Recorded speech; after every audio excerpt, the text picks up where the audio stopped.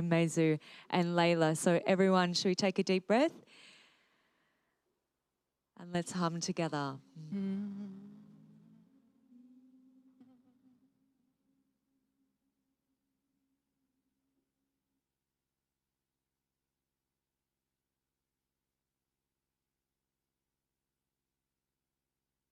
I think that was the most spiritual thing that's ever happened. Thank you so much.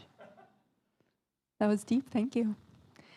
I have 2 sentences to share with you before my next guests present themselves. And I just wanted to talk about, we're going to have the Aloha's Regenerative Foundation showcasing the work that they've been doing.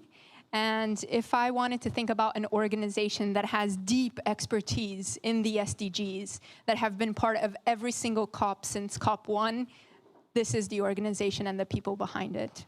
They are also the people that have been connecting the inner and the SDGs for a very, very long time, and are also the ones responsible for bringing to life the Resonance Project. So, Marc, can you please introduce yourself?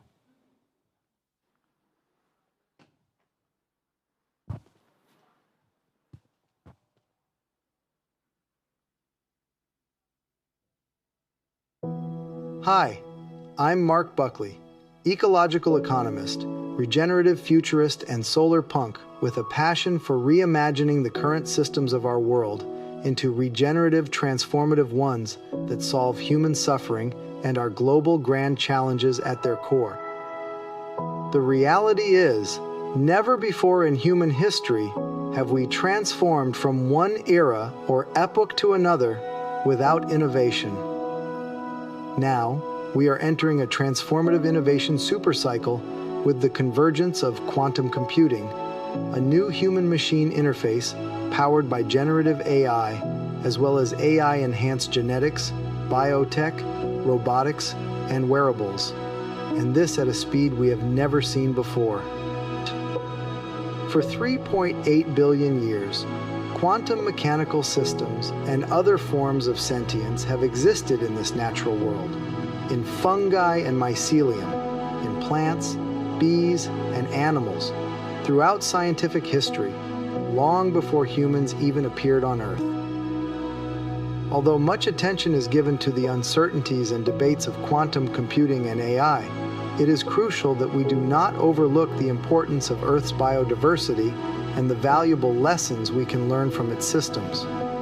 In biology, as in life and all living systems, 1 + 1 never ever equals 2. The real question I'd like to ask you is, what does a world that works for everyone look like to you? This question has been circulating for over 70 years, and it's the one we need to tackle today. Let's embark on this transformative journey together. Now, here is the real Marc Buckley to continue this enlightening conversation with you.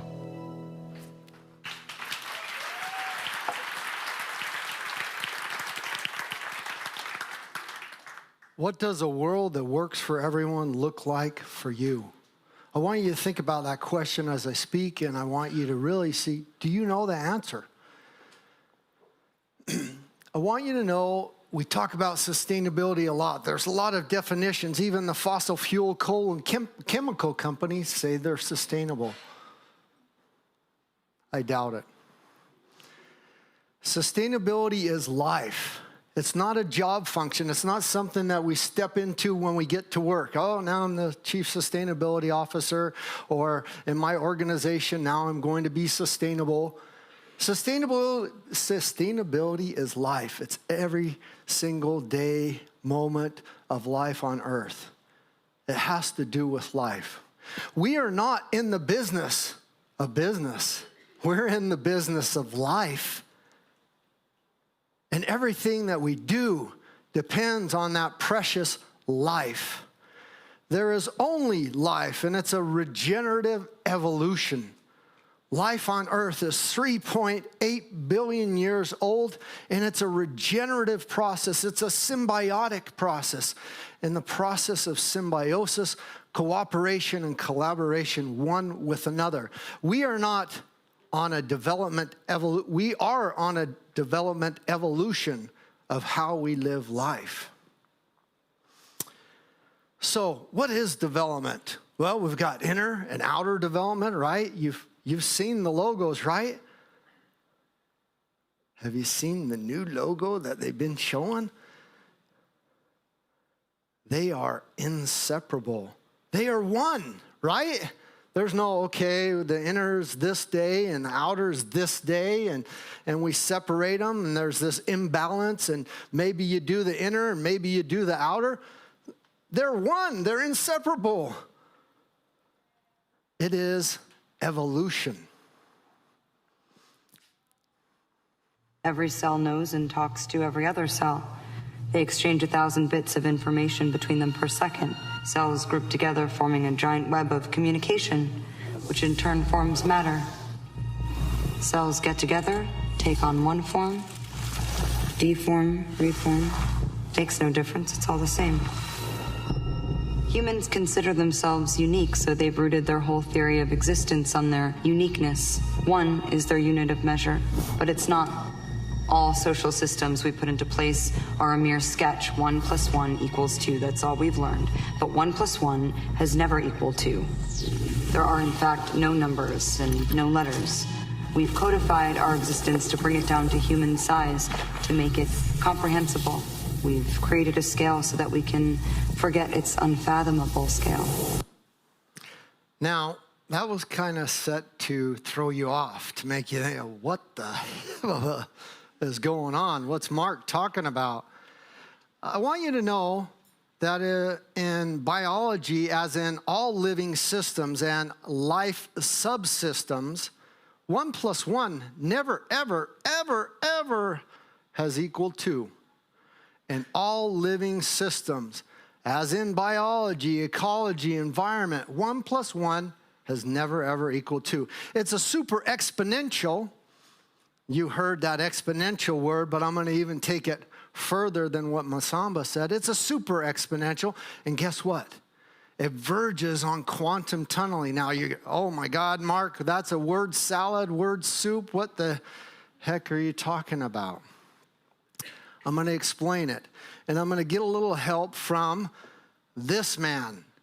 He is the father of quantum string theory, the father of quantum string theory. So if you listen closely into my AI deep fake video at the beginning, I said, we're at the verge or cusp of this technology super cycle, biotechnologies, wearables, quantum, and AI that could set forth to transform our entire world. Never before in human history have we transformed from one age or epoch without innovation. The pneumatic tire, the steam engine, the printing press, innovation has shifted and transformed humanity always. And I'm not talking about the delivery app or the new dating app. I'm talking about technologies or general purpose technologies that shift humanity to a new epoch. Listen to what he says about quantum. Because like I said, it's trial and error. Almost all chemistry and biology is done by trial and error. Mostly error. How is penicillin discovered? We discover new penicillins the same way, by accident. So we're now talking about not by accident, but systematically creating fertilizer, creating new drugs, new therapies. Because that's how Mother Nature does it. Mother Nature does not do it by petri dishes. Mother Nature does it quantum mechanically. Right. So let me get back to your earlier comment that Mother Nature is a quantum computer. Did you say that? In that sense, yes. You go outside, you see photosynthesis taking place, you see energy being converted into useful chemicals, you see life, you see all sorts of chemical processes happening, none of which can be duplicated by an ordinary computer. That's where quantum computers can come in. And all of it is happening like it's just another day under the sun. That's right. So in other words, we actually have quantum computers. They're called leaves, plants, vegetation. All of them are quantum mechanical. Why did you eat breakfast this morning? It's a byproduct of quantum computers. Why do we have a green revolution? The green revolution was a quantum revolution. That's why we had fertilized crops. And that's why we have a food shortage today, because we're running out of fertilizer. That's why we need quantum computers to come in to fill the gap. A second green revolution is a byproduct of the quantum revolution. Yeah. Wow. And that would be one of the next eras that you're talking about. Yeah. Yeah. Now let's We've heard debates before about AI going sentient, right? Have you ever heard about Blake Lemoine? And he left Google, this big controversy, because he said, boy, AI has gone sentient, right? And we need to worry about that, or he was adamant about it. He left an $800,000 job, good insurance, comfortable corner office, because he said AI had gone sentient, and he was in this big debate with Google. I think we're misunderstanding things. We're asking the wrong questions, or we're getting confused. I want you to know that the natural world has been sentient for 3.8 billion years. Billion, not million, billion. And I just want you to kind of fathom that. We've never had a discussion, boy, I'm worried about that bumblebee being sentient, gonna come and sting me in the ass because I'm a kind of a Neanderthal human doing these crazy, stupid things. Or I'm worried about that plant that I'm gonna eat later becoming sentient because it's saying, dang, these humans keep eating us, right? But they have been sentient for 3.8 billion years. So we're asking the wrong questions. We're thinking in the wrong way. We are quantum mechanical beings. Do you understand that? How powerful, how innovative, how much energy you produce? I want that to be clear. And when we think about innovation, let's not think about it in this negative way. Let's think about how it's the natural form of humanity, of nature, how it's existed for billions of years. We're still trying to grasp how to do it.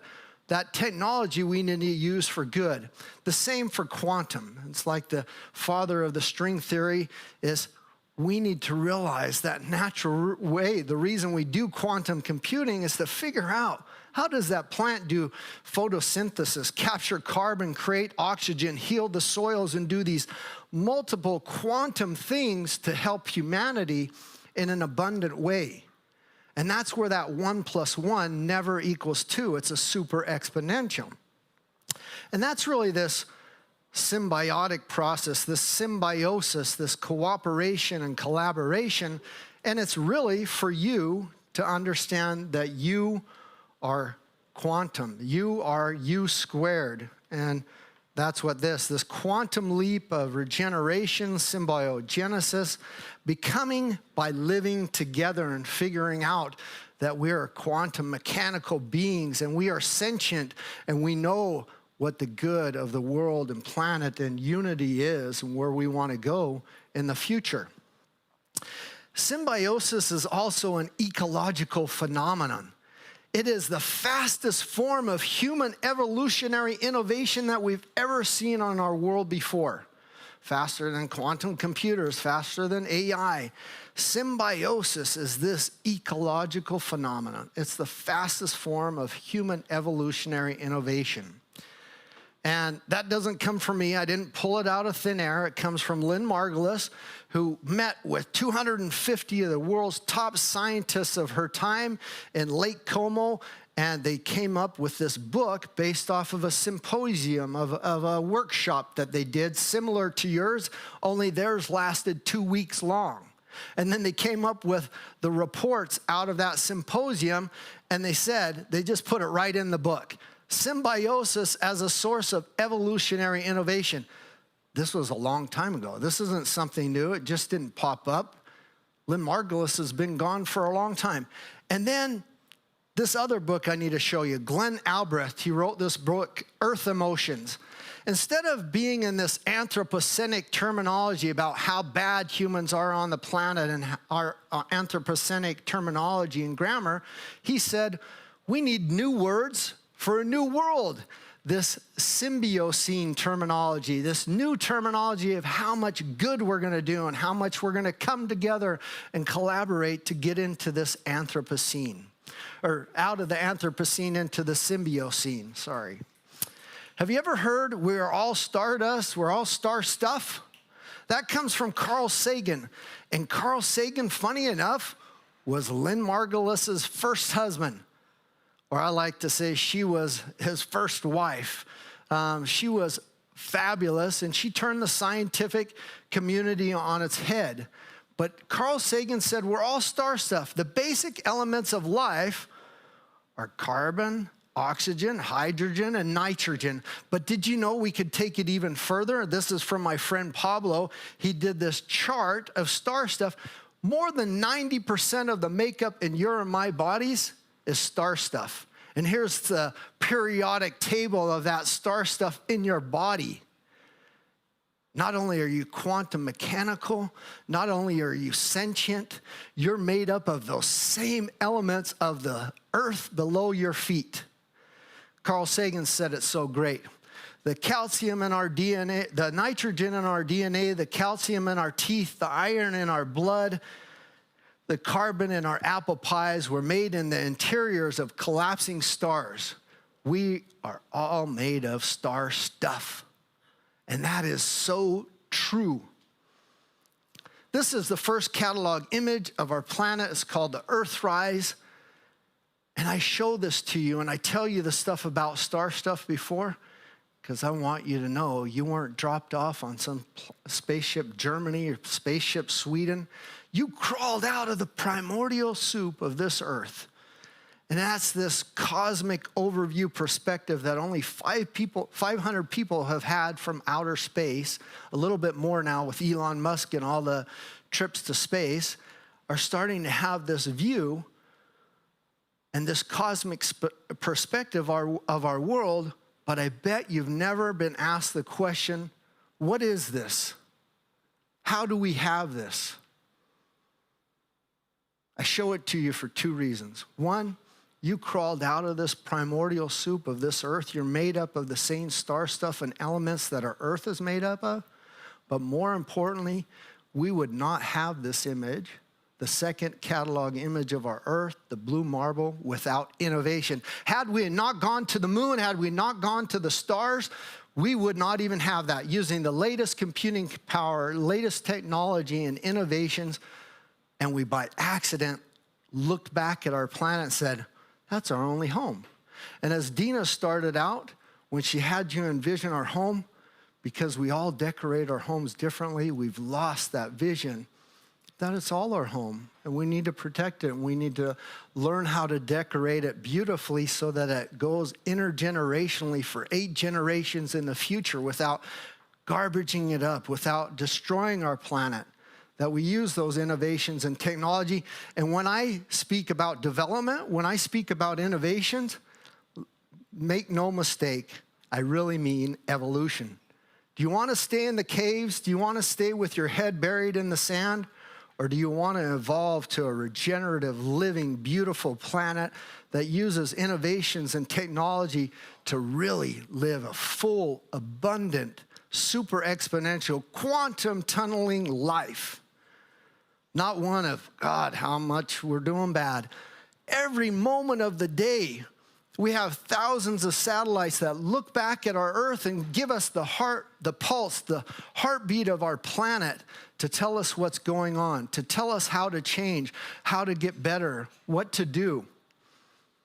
And those are innovations we should use for good, to improve our planet, not to say how many more resources can we use, how much more can we make it dirty, how much more plastic can we put there, how much more chemicals and oils can we put there.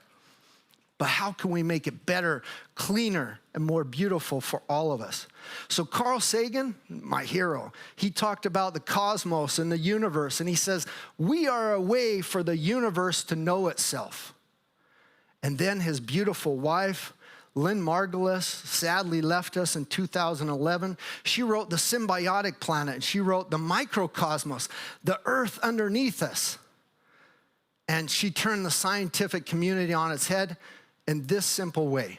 She said, we've misunderstood what Darwin said and meant with neoliberalism, neo-Darwinism, survival of the fittest, only the strong survive, natural selection. We've misunderstood that. That's never how the world has ever worked. nor will it ever. The way the world works is in symbiosis. Cooperation, collaboration, one with another, and when we do that, we have a quantum tunneling, we have super exponential growth, we have abundance, we have a planet that works well and is wonderful and beautiful for us all. This is the timeline of the birth of our Earth to today. It starts with bacteria and goes clear to today, 3.8 billion years. And then you see, until humans arrive, there's 6 pockets of mass extinction. The last one is with the extinction of the dinosaurs from the asteroid hit the Yucatan Peninsula. This is the bacteria tree of life. I show this to you because it didn't arrive on scene until 2015. And this whole purple section here, we didn't even have until 2015. Guess where that is? It's in our guts. It's candida. It's on our bodies. And we didn't even discover it until 2015. The reason I show you this is life on Earth started with bacteria, and we didn't even discover until 2015 that the majority of that connects us to this Earth and the elements around us and in our body are on the ground below us. On our skin, we have 3 kingdoms of bacteria, of fungus on our body.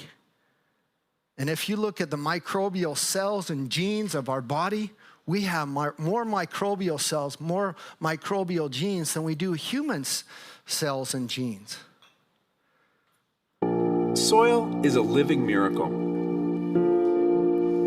In one handful of soil, there are more organisms than there are humans on Earth.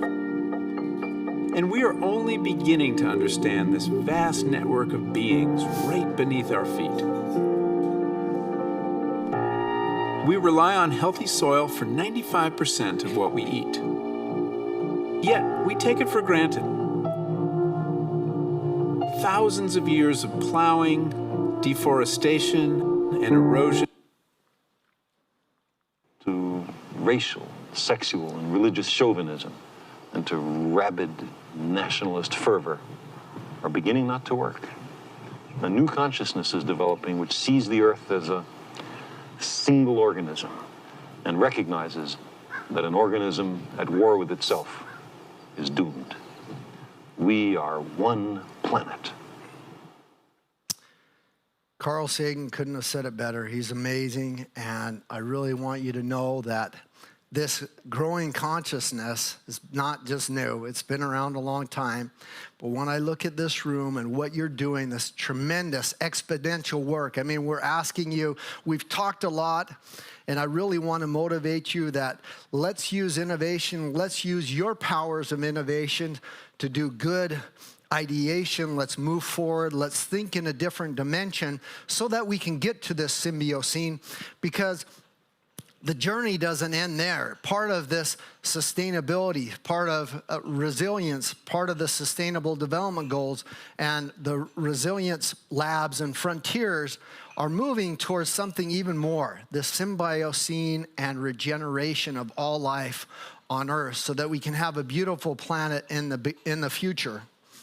We are being called to come together. We're all being called. We are being called to come together. To come together, to connect. To connect, and to regenerate. Regenerate. To connect and to regenerate. This is a call to the citizens of this planet. What is regeneration? What is regeneration? Regeneration puts life at the center of every act and every decision. Regenerative or regeneration means creating the conditions that are conducive to life to thrive and flourish amid ever-changing life conditions. It is a beautiful process. It's a collaborative, symbiotic process, and it's in every single thing we do. Regenerative design, regenerative well-being, regenerative economies, regenerative governance. It's not a new buzzword. 3.8 billion years old. It's how we emerged on the scene. And if we mimic that process of regeneration, we will go far. We will live happy. we will heal our planet and rejoice and rejuvenate many things. Now, how does that interplay come into play with technology? Well, in many ways. Like I told you, it's not to have robots and things. It's to use AI for good. It's to use quantum for good. It's to use technology for the good of humankind and all life on Earth. Because what we've realized, it's freaking complex. A lot of systems. And we don't realize that a lot of these systems are autonomous, but we have to learn how to use these systems. And technology can really help us do that. We're the parents of technology. We're the masters. We can control that in a way that is for good for all of us and harness that to reach new heights and new positive regenerative futures. We need to get out of this ego, move towards the ecological view, but our journey doesn't end there. We really need to go to seva, which means, it's an old Sanskrit word, which means regeneration, selfless service to life. So as you're doing your workshops, as you're working on your board, I want you to really move in that direction, take that journey, and get the projects, the tools, the things that you come up with for the UN Global Innovation Hub, for the IDGs and the Sustainable Development Goals, for the cities, that you take them into a direction that moves us towards the Symbiocene, that you use your core values of your vision to strengthen that. And we've brought some tools using AI, and I think Lila has gone around and talked about everybody at every table. We should have one captain or one person who has ChatGPT or has an account, a free account at your table, to use this prompt. And if you scan this takes you to a prompt we've created specifically in ChatGPT, but one person or captain at your table needs to have that prompt or that account so that they can put this prompt up. And then you can use that tool with that big board that you've put all those hundreds of Post-it notes on, hopefully, and written down your things, halfway illegible, but it doesn't even matter if it's in different languages or kind of scribbly. And then what you do is you don't write all of that into the GPT prompt. What you do is you take a picture and you upload that picture of the entire board and all the Post-it notes so that it can be read, and then you hit submit. And ChatGPT will read that with that specific prompt for the IDGs, the big vision that you want to do, and all that, and bring it together in one, and really help you to synthesize, to refine, and give you actionable steps as you go forward now to make a deep dive, even deeper into what you're doing. Dina has one little last thing to say about that. Need some assistance.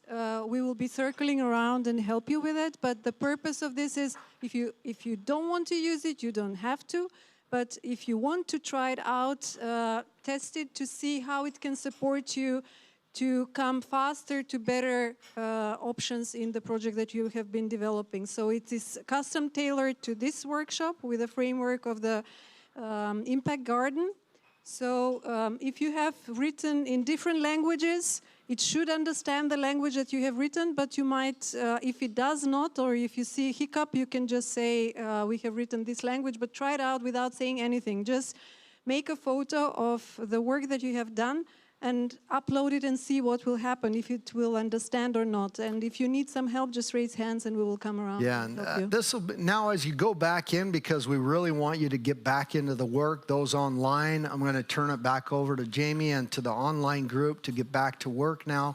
But we want you to spend, 40 minutes, 2 times 40 minutes to work in your groups is not a lot of work, but these are 2 different ideation processes. We'd like you to go deep as possible. We'd like you to put all these things together, and now we're giving you a little bit extra help on. It's not going to do it for you. It's not going to think for you, but it's going to go through, refine it. It's going to give you actionable steps. It's going to give you suggestions, things that you might not have decided, or it might say, wow, what you've come up with is really amazing. Please refine this and add it and maybe try these suggestions. So it should only be as a tool. And again, you guys are the true parents and the true leaders to give these steps. So I hope this helps, and I'd like to turn it back over to you guys. Lila, is there anything else as we go back in? Okay, perfect. Thank you very much, everyone. Thank you so much. Amazing.